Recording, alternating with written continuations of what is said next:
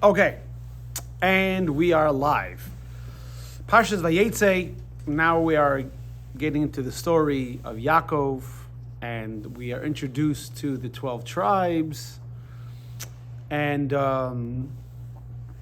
are introduced to Yaakov's. Well, that's not true. We've met Yaakov's father-in-law before, Rivka's brother Lavan, and it's a very interesting story. Yaakov goes to Haran. Haran is Iraq, if you remember. Avram. Mesopotamia? Yes. So Avram was originally from Ur Kasdim, and then he moved with his parents from Ur Kasdim to Haran, and then from Haran, God told him to go to the land of Canaan. So Haran is a place that we're quite familiar with. And over there, he marries Rachel. Oh, he thinks he marries Rachel. He ends up marrying Leah. Then he marries Rachel, and also Bilhah and Zilpah, and he has a bunch of kids. Question. Did he marry Leah and then Rachel within the same time frame, or did he actually wait 7 years? 7 days. 7 days. So he worked for Rachel another 7 years. So what happened was he told Lavan, I'll work 7 years for Rachel, your youngest daughter. Yeah. Then after 7 years, he said, okay, the 7 years are over. Now I'd like to marry my wife. And the night of the wedding, Lavan switches Rachel, the youngest daughter, for Leah, the oldest daughter. And when asked why, he said, "Oh, over here we don't let the younger daughter marry before, policy. One of those corporate things. Oh, it's policy." And then hello. And then he says, "Listen, wait 7 days, marry Rachel, and work another 7 years." So then after 14 years of working for Rachel and Leah, Yaakov says, okay, now I want to make some money for me. And he works 6 years for his possessions. Until Yosef is born. Once Yosef is born, a child from his main wife, Rachel, which is why he came in the first place. I mean, in Yaakov's plan A, which, the famous line in Yiddish, a mensch tracht and God laughs, right? A man thinks and God laughs. So Yaakov's plan A, he was going to marry Rachel. So it's important to know that I guess it was prophesized common knowledge among Yaakov and his wives that there's going to be 12 tribes. How they know, I don't know, but they knew. We see that various references in the Leah was trying to have as many tribes as possible, even though she had plenty of kids. So his plan A was you can marry Rachel, have all 12 kids with her, and live happily ever after. Well, we know how that turned out. All right, so the theme of tonight's class is something that we all think we have a lot of, that some people have zero of, and that is humility. And I am the most humble person you ever met. Right, exactly. You're the most something. So we'll start off with a joke, because that's the way it's got to be. He just did. Right? I don't know if he's joking though. There was a man in the town who was a scholar, but he was very arrogant about his scholarship. He would go around telling everybody that he's such a great scholar because he's learned the whole Talmud with all its commentaries, and he knows the Chumash with all its commentaries, and he knows Maimonides and Nachmanides, and he would list off all the things he knows. So there was a chassid in the town who decided he was going to teach this guy a lesson. So there's a book. It's not very well sold because no one wants to read it. It's called the Book of Humility. Now in that book, it basically teaches you how you're not worth much. I remember my 7th grade teacher used to tell us, so don't get excited over yourself. When you boil down your materials, you're only worth a couple bucks, right? Sand and dirt and everything else. So he figured he'll give this book to the scholar, and when he reads this book, it'll put everything in perspective. So he gives the book, and a week later he meets the scholar meets the chassid, and the scholar goes to the chassid and says, "I want to thank you, because not only am I the most I'm the most scholarly person in the town because I know the Talmud and with all its commentaries, and Torah with all its commentaries, and Machmanides, Achmanides, and Yosef and everything else. I'm also the most humble man in town because I studied your book, right? So most people, when they think about humility, or they think of it really being meek and being non-assertive and being stepped upon. What we're going to learn, what Torah says about that, is actually very much the opposite. How the Torah looks at humility. All right, you ready? Here we go. Or put forth the question: can you have pride and still have humility? Yeah. So a lot of people say, if you have pride, it means you're thinking of yourself. But depends on how loud you speak about your accomplishments. right, exactly. How many times you post about your lunch? I don't post it. I never take pictures of my food. Never take pictures of your food. You don't have time. It's gone. So, all right, the question for the class on the board is on the screen on the board. I'm dating myself. Is the Jewish idea of humility compatible with the personal pride of our culture promotes? Because if you think about it this way, in the old days, when there was the caste system and there was the king and the ministers and the higher level of society, the people on the lower end said you should be happy to serve the higher people. Know your place, humble. But now with enlightenment, and we threw off the shackles of monarchy, and we believe in individual freedom, and we believe in individual expression. Some people might take it a little too far, you might argue, but the idea is that I have to promote myself. I'm myself. Well, how does that fit into the Jewish the philosophy? All right, here it goes. So, like I said in the overview of the parsha, after 20 years, when Yaakov and Rachel give birth to Yosef, after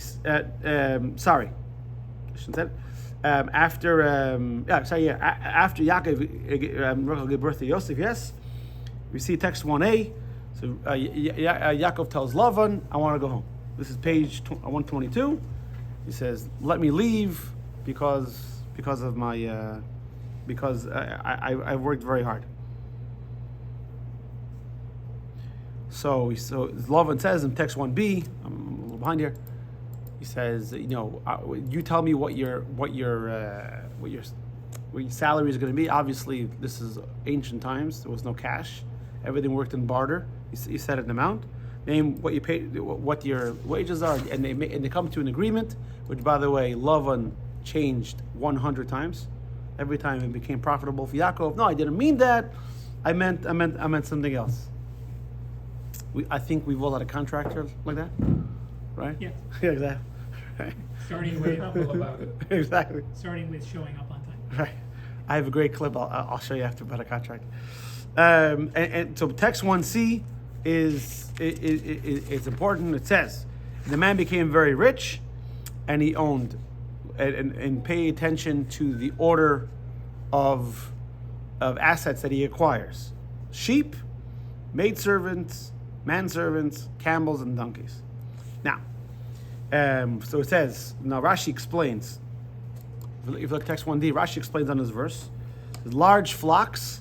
They were fruitful and multiplied more than non-animals. That means he had more sheep than anything else. And with those sheep, he would sell them and acquire all the other types of animals and servants. So and we look at when Yaakov and Lavan were talking about the salary, it always focuses on sheep. So it's something to do with Yaakov and sheep. That's important, because the first thing mentioned in his assets, sheep, and then Rashi points out that he traded in the sheep for other things, anything else. So, what's the story with the sheep? Currency, but why as opposed to everything else? Faceted, you get the wool, you get the milk. But you can argue that with other things also. Now, you can't eat a camel. Come on. You can't eat a camel, but they can eat a camel. So now let's move on to question number 2. Question number 2. Okay, here. Well, by the way, the idea of sheep is not just with Yaakov. The idea of sheep is with everybody. Avram was a shepherd. Yitzchak was a shepherd. Yaakov, Moshe, David. Good profession. It's a good profession. Yeah, Before Jews were the doctors. PC wasn't invented yet. Huh? The PC wasn't invented Ex- yet. Yeah. They couldn't be programmers. Exactly. We're doctors, right? So they were shepherds. But why?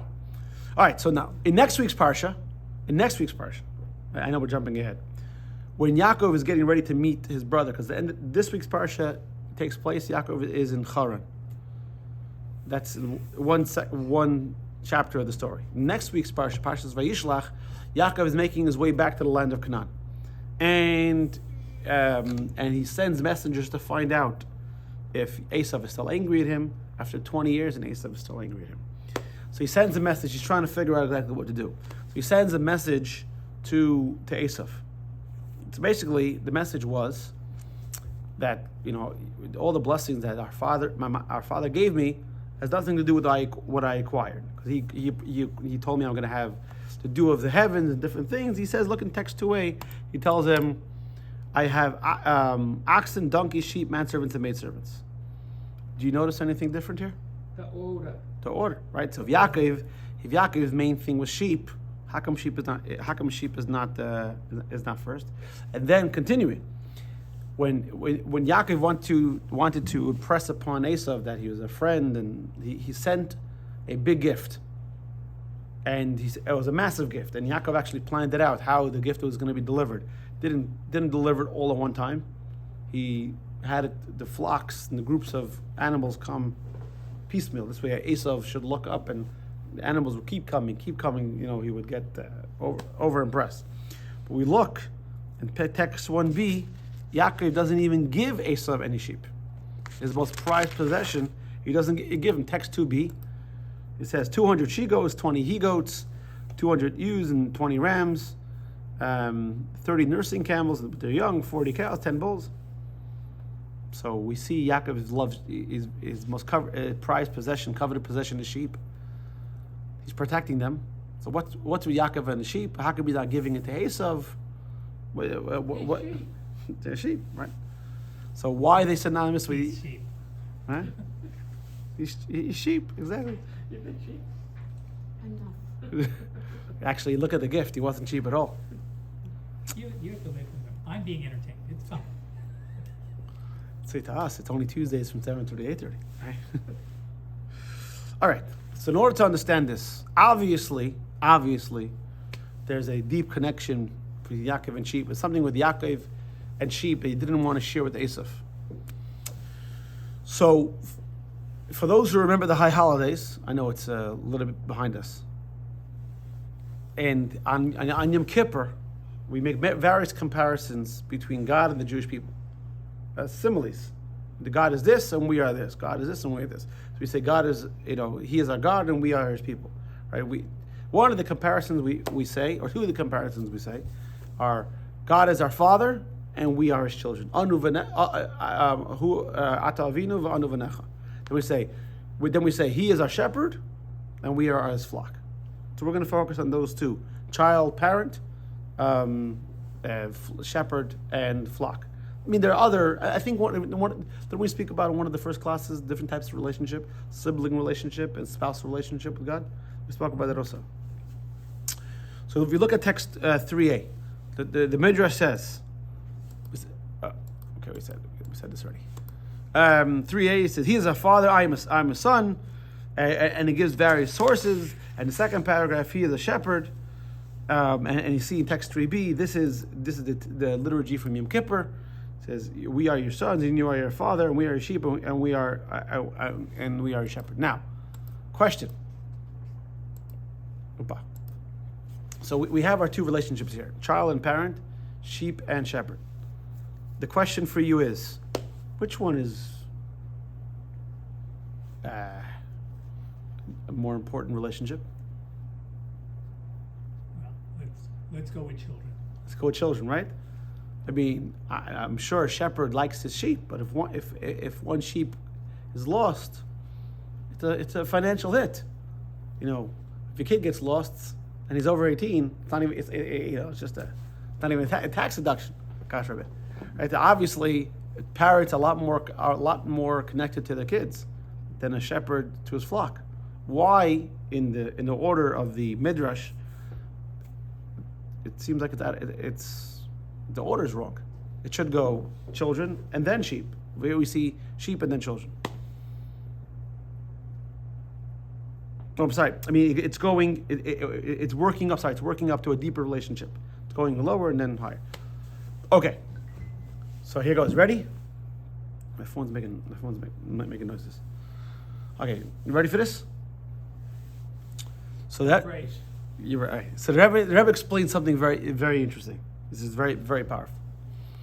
It says, as much as let's take a step back. You know, in today's times, we have a lot of kids living with their parents.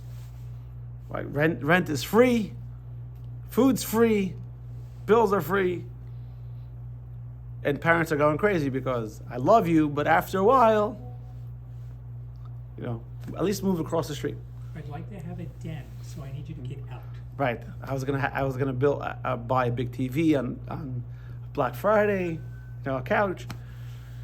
So. Check the garage. So there's a very strong connection between parent and child, but ultimately a child is an independent entity, and identifies himself as so, and the love is very, very strong. However, there's the me, the parent, and him or her, the child. A sheep is not like that. A sheep is absolutely dependent on the shepherd. Let's look at how the Rebbe explains in text number 4. The Rebbe says like this: calling Jews children demonstrates that we are independent of the father. The very word child connotes a separate being, not the parent, and that is valued and loved by the parent. So when there's love, there has to be the lover and the object of the love, right? I love ice cream, so there's me and there's the ice cream. However, with respect to God, who transcends all of creation, nothing exists outside of him. Relative to God, Jews are like sheep. So you can say God loves something, or you love God too, but then there's you, and my entity loves God, which is great. But with the sheep, they have no comparative value to the shepherd, right? The shepherd is a human being. Sheep are animals. You can't compare the two. On the other hand, portraying Jews as sheep presents the Jews in a very sublime light. Although nothing in all of existence has comparative values to God, the Jew is nevertheless beloved by God. Except on this level, we are not beloved for who we are. We are beloved for our complete surrender to God. Okay, so before we go on, I'm going to try to explain a word in Hebrew. Now, in languages, not always do words translate. Right? So I know, for example, like we were growing up, we would call the cleaning lady a shiksa. We didn't mean it in a bad way. Actually, it doesn't even mean a bad thing, right? But Deborah, to her, it's a bad word. I try to explain to her, it's not a bad word, right? That's the way we. Which word? A shiksa. Shiksa means a goya, a goya, a non-Jewish woman, right? Or some people call it a goya. To her, derogatory. It's not derogatory, right? Some words you can't explain. You had this in Yiddish a lot, by the way. So there's a Hebrew word called bitul. Now, bitul, some people translate it as nullification, surrender, subservience. That's not what. They're all true, but not entirely true. Bitul means when you realize that something is greater than you, and you give yourself over to that greater thing. So, I'm trying to think of, so you have it's in work or in sports, right? You give yourself over to something greater than yourself. It's called bittul. Usually translated as nullification or self-abnegation. I'm trying to think of Basically, it's the removal of self-importance for something greater than you. Does that The make opposite sense? of humble. No. No. Why? Humble is I am within myself, and I keep my greatness within. I don't force it on people. Okay, we'll talk about that in a minute. And If I don't have any greatness, there's nothing to give away. actually, that's the misnomer we're going to dismiss. The Rebbe talks about. We'll get to that in a second. The Rebbe is going to say that's what everyone else thinks a bittul is, what thinks humility is. It's not how the Torah thinks of it. But before we get to that, does everyone understand bittul? The concept of you give yourself over to something greater than you. Okay, so now we can understand this concept of sheep. Why Yaakov loved sheep. All the animals, they could be docile or farm animals, but they have identities and characteristics that maybe could be dangerous or maybe have their own. So, for example, oxen are strong, horses are fast, donkeys can be stubborn. What other animals did we? Right? A sheep is submissive. Wherever you tell it to go, it goes. It never fights you. You go to cut its wool. You ever see a video of sheep get its wool cut? Just stands there, doesn't fight, and they just. Not Australia, kid. What do you mean? Generally, the sheep are manhandled quite a bit to get them sheared. They don't just stand there docile. Oh yeah, Yeah. I've seen some videos and sheep No, just. you're thinking Americans that are, shall we say, considerate of the animal's feelings. Okay, maybe. In Australia, generally, this is what I've read anyway. I haven't seen it, but they'll grab the hind legs of the sheep. They'll hold them up as high as they can, and then they'll start working as fast as they can, because those I forget what they call them, drovers or whatever they call them. Those guys get paid by the pound.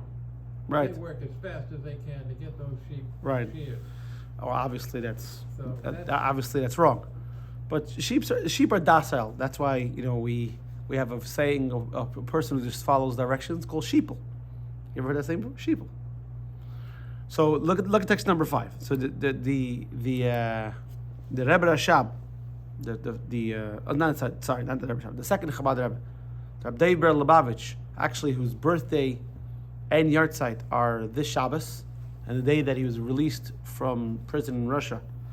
We celebrate on Sunday. He says, now sheep, he explains like this: sheep are more submissive than any other animal. Though ox is prime for the yoke, it also gores. There's occasional wayward cow and calf. Goats also hurt. Sheep, however, are soft and submissive. For example, when the shearer approaches, the sheep allows itself to be shorn without a shred of resistance.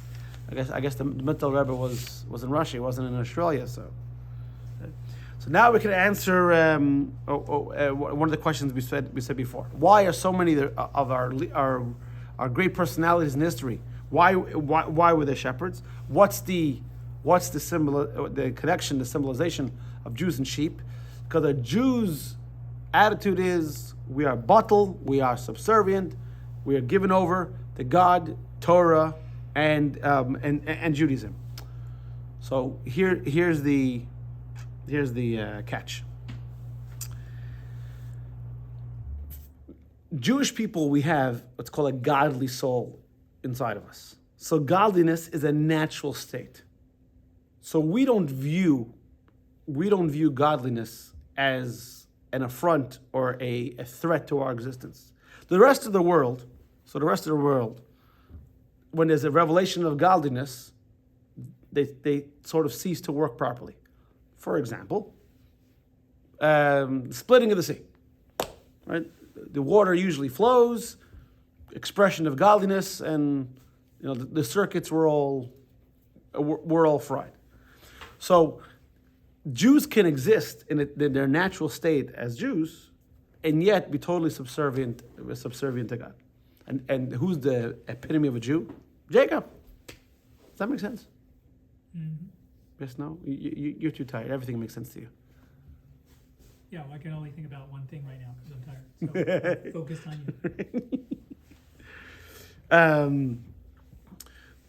you. So therefore, why were they shepherds? Because Yaakov, Moshe, David, and Melech Avram, and Yaakov's 12 sons also were shepherds. They were trying to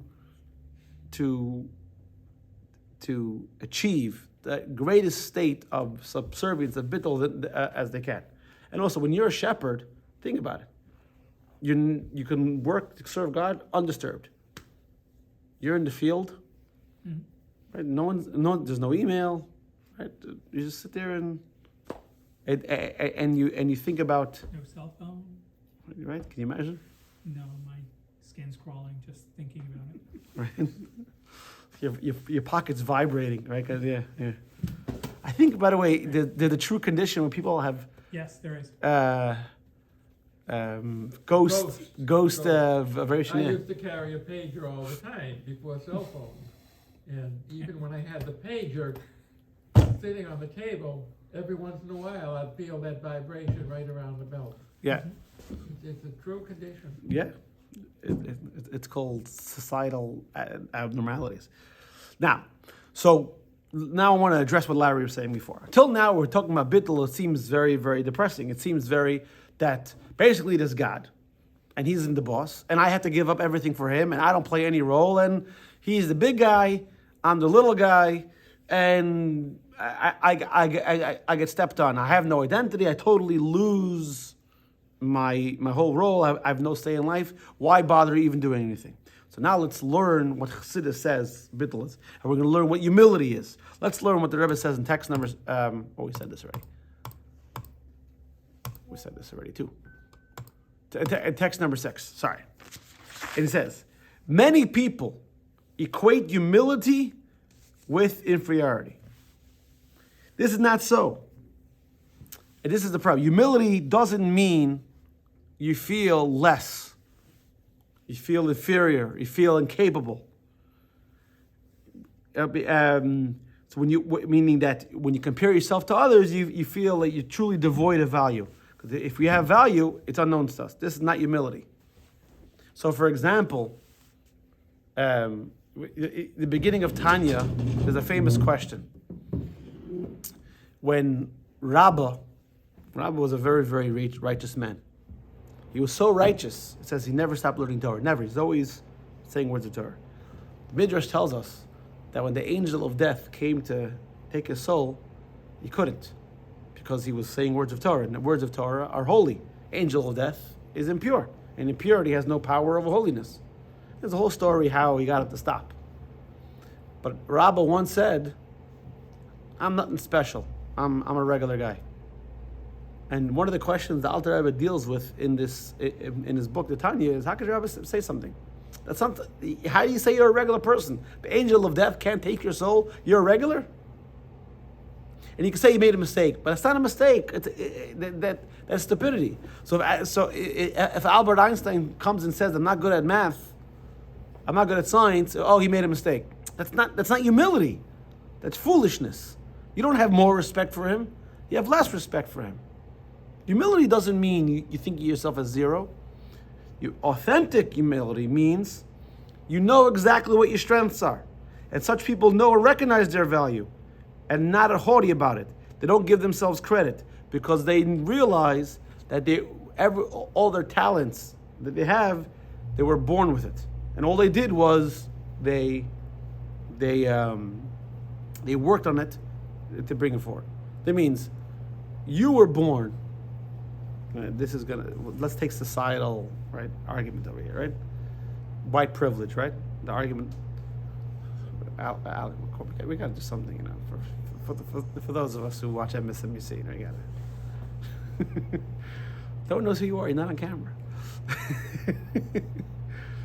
But what's the whole argument? You were born in a certain set of circumstances, so therefore, what you achieve has a lot to do with the sets of circumstances that you were born into, or the talents, or the opportunities that were afforded to you.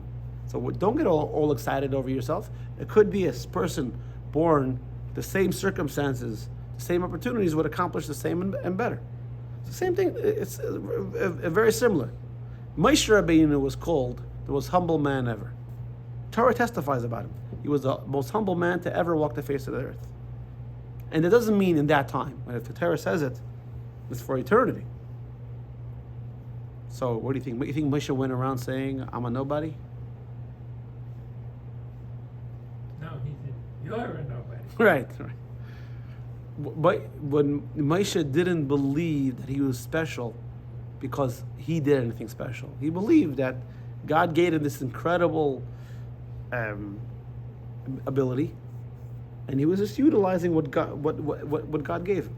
So now let's go back to the confidence or pride thing. I'll quote in Hayom Yom. The previous Rebbe writes very, very interesting. He said everyone has to maximize their capability. So if someone is good at shaping diamonds, another person bakes bread. If the person who shapes diamond goes and bakes bread, he might make very good bread, but he's doing something wrong. He actually says the words, he's doing something wrong. Why? Because your job is not to make diamonds, and bake bread. Your job is to utilize your capacity to do whatever skills God gave you. So if you approach it, that God gave me this set of skills, and I'm going to utilize that, so you don't get, not only do you not get ahead of yourself, you don't get a big head, you're buttle. You see, what does God want me to do? I'll do it. God put me in a situation because he believes I have the capacity and the capability to make the situation better, or to improve, or to build, or to fix. Remember that story I told you of the Rebbe's wife in the car? The family was being evicted. Remember that story? You guys are great. I can keep repeating the same story. Okay, I'll write it down. I'll say the same story next week. Okay, that's job assurance, Right. Actually, I'm gonna say to be continued this way. Keep you coming back. So the Rebbe's wife in Crown Heights couldn't get any privacy. The Rebbe was the most famous person. So and not only she couldn't get privacy. Obviously, if she wanted privacy, she can get privacy, but she didn't want to be treated like something different. She wanted to be able to walk down the street and no one look at her and just ignore her, as if she's nobody. Regular Joe. Right. But in Crown Heights, it was impossible for her to do that. So, I'll bet if she wore a miniskirt, she wouldn't have had that problem. respect. It's the Rebbe's wife you're talking about. Yes. It's not some people we don't joke about.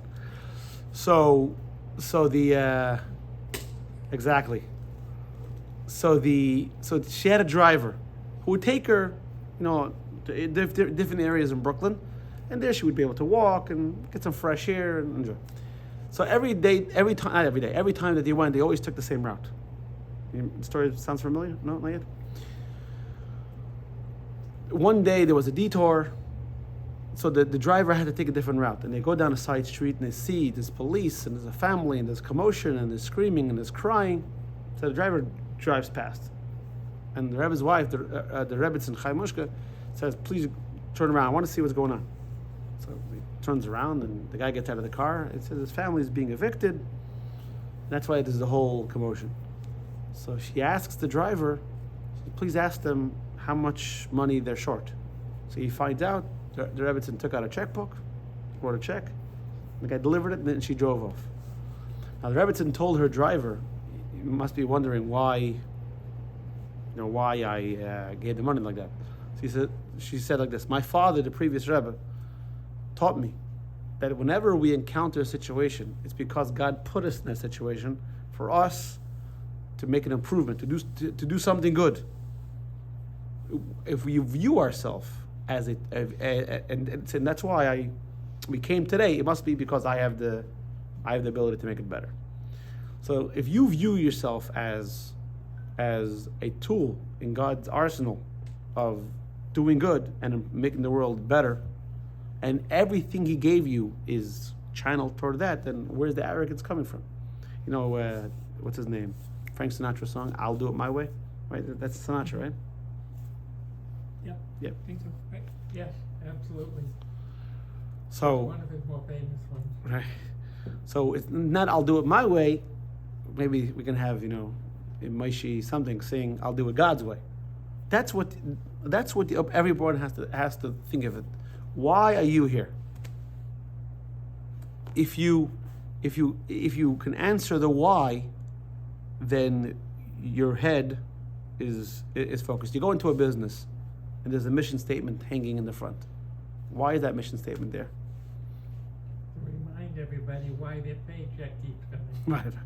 But when you have a why, you are dedicated towards something greater. So if we view ourselves as Hashem put me here, and every day we wake up and say Maidani, it's God saying to us, I need you to do something. So don't give me 10%. I want you to utilize everything you have in every situation that you're in to do what you got to do. So the arrogance is not from you. The arrogance is sort of is based on him. Now, and that will lead to another point. The Alter Rebbe says, see text number 7a. True bittul means recognizing your strength. This is very good. True bittul means recognizing your strengths and realizing that they are God given. The Alter Rebbe says, if you look at the Hebrew word for sheep, tzon, you can see the Hebrew in your book also on the screen. Tzadik Aleph Nun. It's from the Hebrew. It's from the word of tzi'i, which means to go out. So if I asked you to do something, right?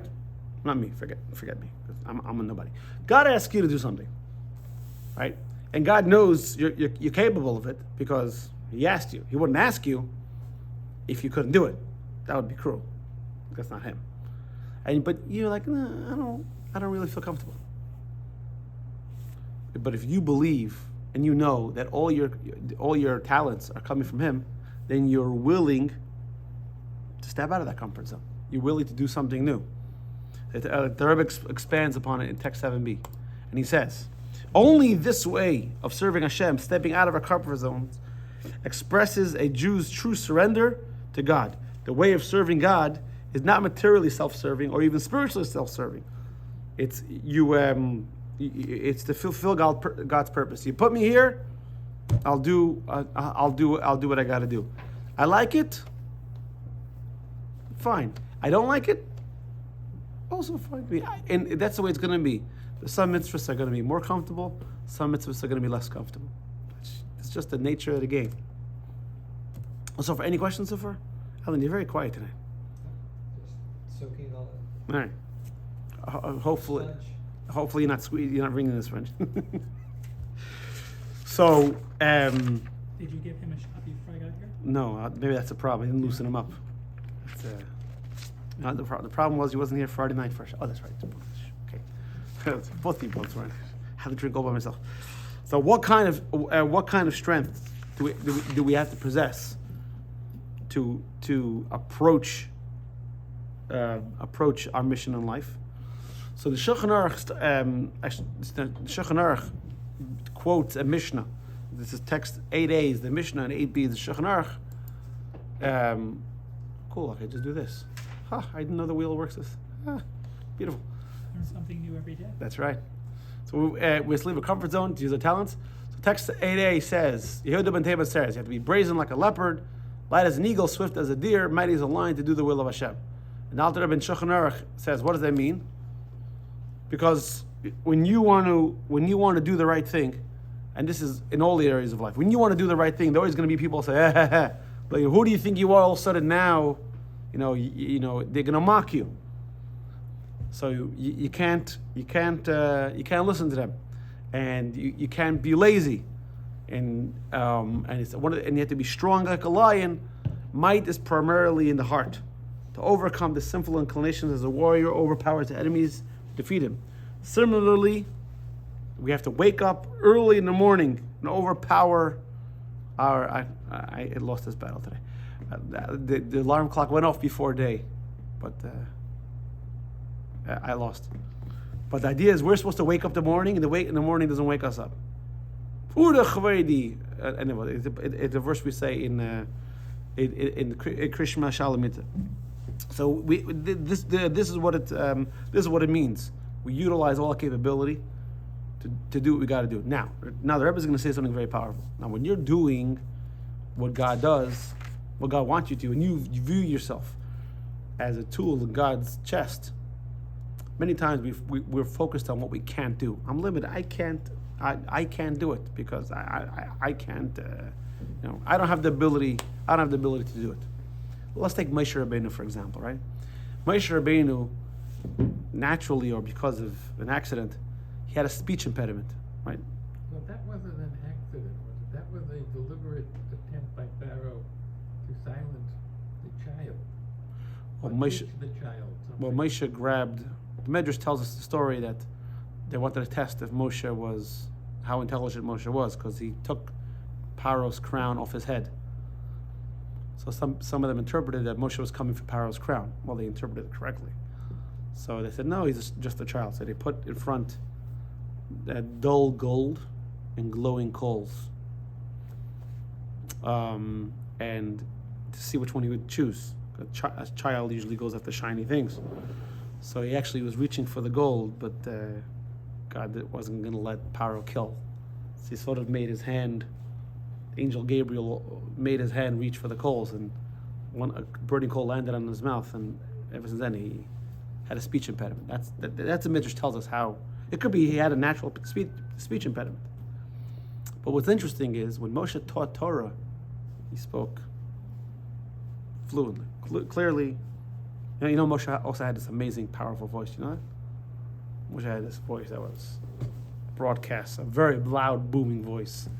But when Moshe spoke regular, I don't know what Moshe spoke. I don't know.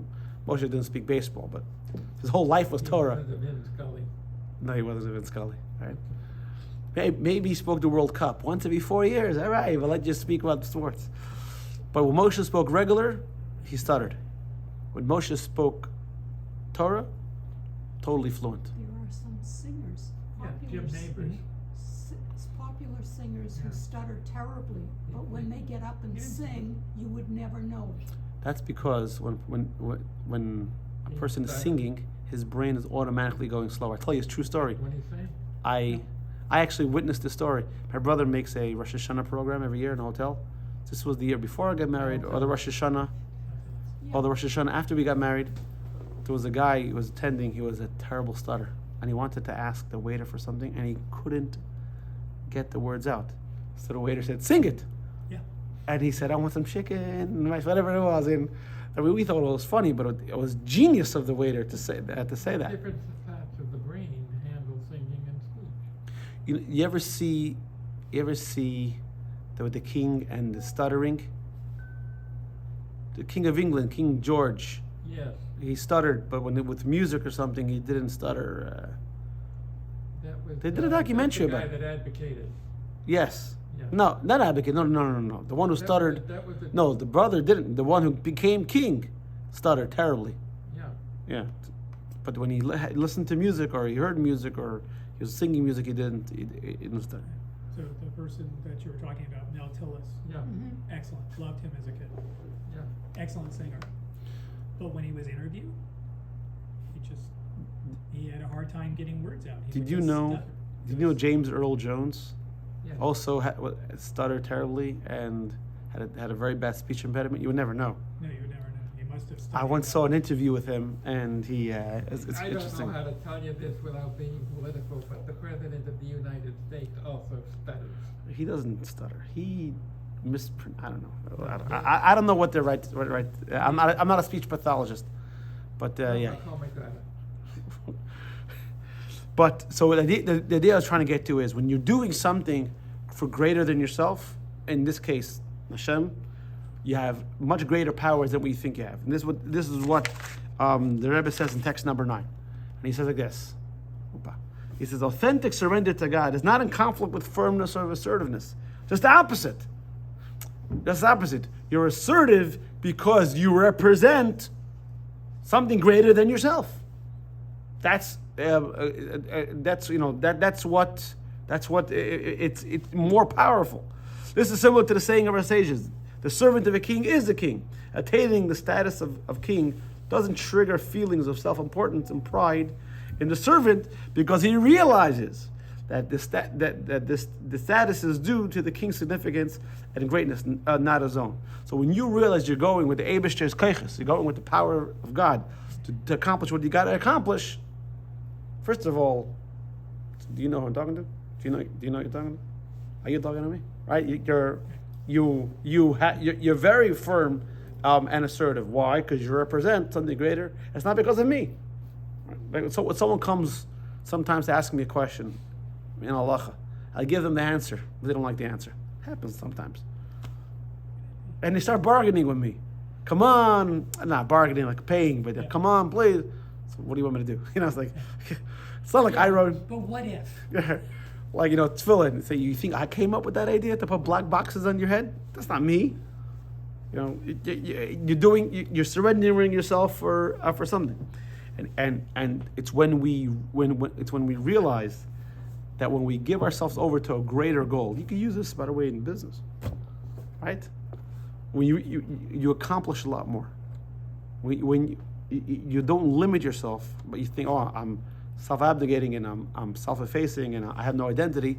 When you give yourself over to something greater, you accomplish a lot more. Think about it. Yaakov lived in the land of Canaan for 63 years by himself. Where does he get married, build a family, and become rich? Not in the land of Canaan. In Haran. This week's parsha, right? This week's parsha, he's outside the land of Canaan. He's in Haran, and that's where he has his wives, his kids, except for one kid, and all his money. See in text number 10, he left. Yaakov left Beersheba. He left his father's home, his comfort zone, right, where he had Yitzchak and everything, and that's where he became great. Now let's get back to the story with Esav, which is really next week's parsha. But remember, if sheep were the most precious possession, why did Yaakov say the ox before? Because like this. Who's Esav? Esav is a wicked person. Esav represents people or cultures, whatever it is, that don't understand the concept of the Jewish submissiveness. I'll give an example. The Rebbe would always say this. The Jewish people in the land of Israel have to have a twofold response to people who threaten their presence in the land. First of all, you have to tell them the land belongs to us because God gave it to us. It's our land. Now, if they don't want to appreciate that, so you have to have a very strong army, and they have to know that we're willing to use it.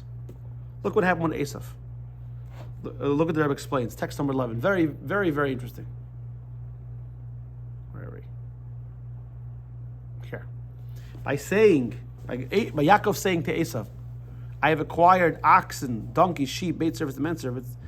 Yaakov wanted to remind Esav of the lofty merits and strengths that would sustain him. By this, he would intimidate Esav and keep him from doing what he wanted to do. If you realize, Yaakov, we're going to learn next week's parsha, Yaakov doesn't only try to please Esav, he also prepares for a showdown with Esav. We always think of Yaakov as little Lemela, right?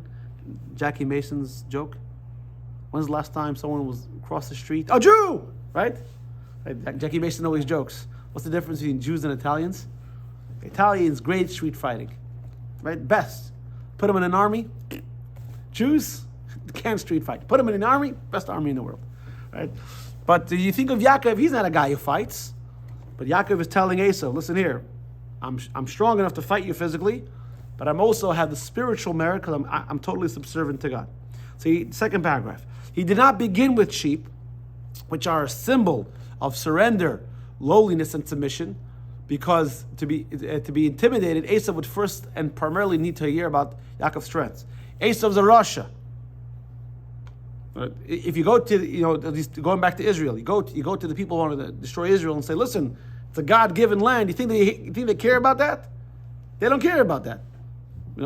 They only understand the strength of the army. So you first got to tell them about your ox, which is strong. And after Esav knew that Yaakov had that, he also tells them, by the way, I just want to tell you, if you're going to try to fight me, you're not going to win. Why? Because God's on my side. That's the sheep. But how do you start off? How do you intimidate him? You intimidate with Esav, and then you teach him later with sheep, with ox. Make sense? All right. This is the talk softly but carry a big stick. Big Talk so, yeah. sheep, yeah. I mean, you gotta know. You gotta know who you represent, and don't be embarrassed, and don't back down. You gotta know who you is. Who you be. Yeah. Okay. So what's the lesson? Let's finish off. Lesson, the Rebbe says in text 12a. The lesson is we must go out of our comfort zone and do what we got to do. But we have to remember Yaakov's plan. First, Yaakov spent 63 years in Israel learning Torah with his grandfather, and then with his father. Then he learned with Shem and Aver, and then he went to confront Lavan and Esav. So in the morning, the first thing you got to do in the morning in order to confront the day, in order to be accomplished properly, is you have to start off your day properly. Fill in, Shema, learn a little bit of Torah. I mean, you could do it on the way to work. I mean, way from the bedroom to the office, right? I should read on the way to work. Yeah. Seems problematic. Well, you could take the train. Right. I No. would have to drive to the train, and it doesn't go to where I live. Right. So rent the car when you get the train, right? You go to that big building on the 826. Yeah. So the idea is, so just like Yaakov had his foundation of learning, so in order for us to be accomplished in the material world as a Jew is supposed to be, your foundation of the day has to be Torah and mitzvahs. You start at the beginning of the day, you say Shema, you daven, you learn a little bit of Torah. There's so many videos online, 5 minutes, 20 minutes. There's no excuses. Video, audio, print. So now, this work, the Rebbe says, is especially critical in our generation, 12b, when so many Jews are wandering in the darkness of exile. So we must find them and lead them to light. And the light is Torah. When we are the beacon of light, this is not a matter of extending assistance, but a matter really of saving lives. So we learned here a very, very powerful lesson. Humility is not, I mean nothing. Humility means that I am empowered by someone who believes greatly in me to accomplish something. And he endowed in me these talents. So when I do it, I don't take the credit for myself, but I see myself as part of a greater picture. All right, let's do the call to action. Go out and light the world. Well, why have a light bulb, not a Shabbos candle? But Harry Potter with his wand. a Harry Potter with his wand? I don't think it's Harry Potter, but okay. My kids can. Jewish idea of humility is not compatible with personal pride. It complements it. Unchecked pride leads to haughtiness. Realizing our strength and talents are God-given creates healthy pride. Key points. Dominant trait of a Jew's relationship to Hashem is utter surrender and supreme humility. Ironically, Jewish humility means to be self-assertive and utilize our strength. You gotta believe you're the chosen people. Chosen to do something.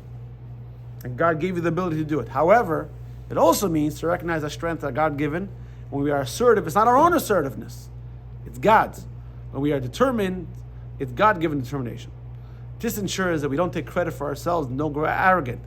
It ensures that we use our strengths for causes and in ways that God wants us to use them. The kind of humility is a perfect complement to the independence and self-assertion that marks our contemporary times. It marries our fearless independence with humble surrender to God, that we understand that we got work to do. So let's not procrastinate. Let's get to work. So tomorrow morning, as the Chassidim would say, morgen wird sein ganz anders. Tomorrow is going to be very different. We're going to wake up tomorrow mission-oriented.